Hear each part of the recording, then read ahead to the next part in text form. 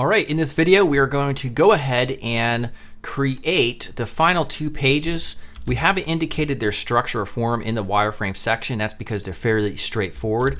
They're listed here in the client brief, the login page with an email address, password, and a forgot password button, and a contact form as well and information. So let's start off with the login form first, and this should go really quickly because we already have the components for the form section. All right, so let's go over here. We will replicate this and we'll change this to login. And let me see my actual reference design here. So this one is going to change to login. And again, we can go back to our shapes and we can add, more interesting shapes if we wish. I'll just do that really quickly and scale that large element down.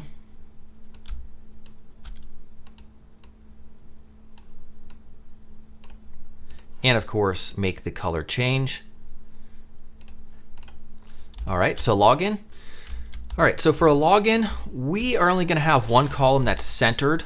So we're going to delete these 2 elements. We'll move these 2 in. And what we can do really is get rid of this and then just center that. So now we'll adjust this one so that it says email address. This one will be password. And then we'll get rid of the range slider, this element as well, that element, and we'll have a link that says forgot info. And this one's going to be styled a little bit differently. We'll give it an underline to signify that it's a link, and we do want to style it differently than these 2 elements above. So let's take this and give it an underline, but we can also reduce the contrast slightly by changing up the color using one of our color styles right here. So let's see if there's one that I like enough. If not, we can always just create another one. That's not too bad. Text hover, just using that. I think text hover right there is fine for that one. And then we can change this up here to a login now. And then one final thing I'd like to add, because I get so frustrated these days when I'm working on, or when I'm trying to log in and I'm typing on a phone, for instance, I like to see a little icon here. So if I go to plugins, Iconify, and we'll type in I rather. We can use this one right here. We can put that right here. There we go. And change the selection colors to white. We'll move this up. And there is our very simple login page. I'm wondering if maybe I might want to change this background color here. If we find the original component, we click this button right here. If we want to change it to the background color we've been using for our form elements, because they look too similar, but when you have elements that are different but too similar, they kind of don't work well with each other. So this is a design decision I'm making here. So what is the name of this? It's primary color 13. Let's go back here, find it, the main component, and then we'll click on this and change this to primary color. I believe it's 13 right here. So now that we've made that change, things are looking much more consistent. I actually like that better. There we go. All right, great. So that's our login page. Let's go ahead and replicate this to create our final page here on desktop, and that is going to be contact. So for contact, we're going to go back to a 2-column approach. So in doing so, we're going to delete this because we already have the structure defined from these 2 columns over here. So we don't need an alert, but we could take this and that, copy that, and paste this, and this will be hit us up. All right. And let's reuse this element perhaps. All right, and for this, we don't need a label. And this is just going to have a section for their name. Let's move this over here.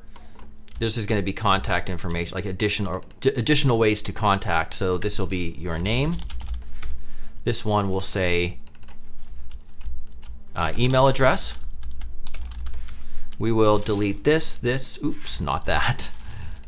We'll delete that as well as this. And then we'll delete that.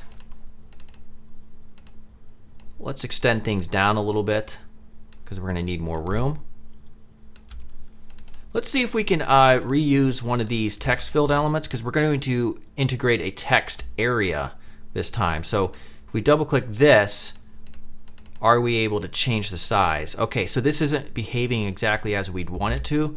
So let's see if we can adjust this so that it scales correctly while finding the main component. So if we go over here, we'll see if we can make this scale correctly.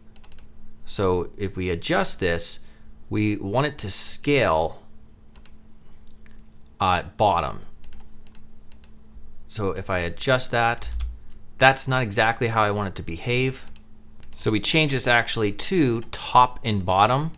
And now we want to make that change for all the other variations as well. So we double click in here and we change this to top and bottom. So now if we go back to our desktop design and we expand this out, there we go. Now we have a text area. So we'll change this to your message. And then in this example, we're going to change this to send message.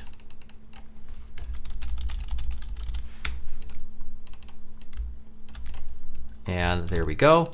And then finally, if we refer back to the client brief, we would also like to embed a contact form as well as their address and these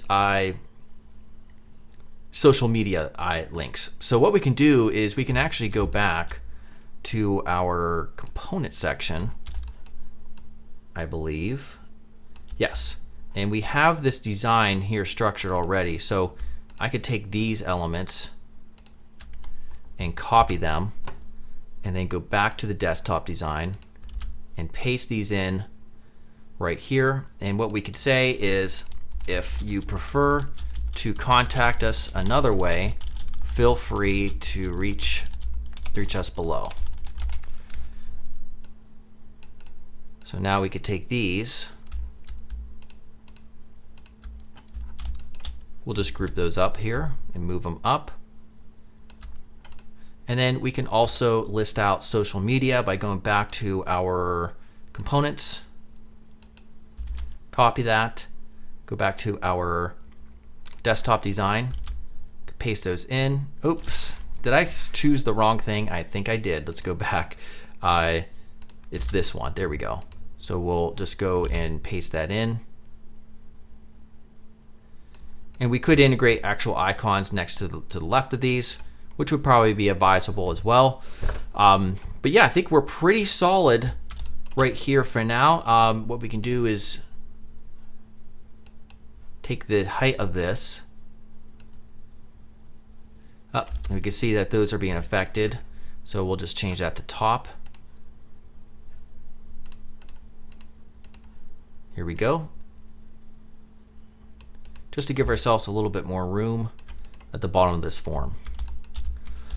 All right, there we go. As you can see, quite involved. This is going to be, we just finished the most lengthy part of the process here, which is designing from scratch the desktop version, which includes all the bells and whistles. So now what we'll do going forward is creating a tablet version and then also a mobile version. But before we get to that, we're going to go ahead and focus on the prototyping between these pages.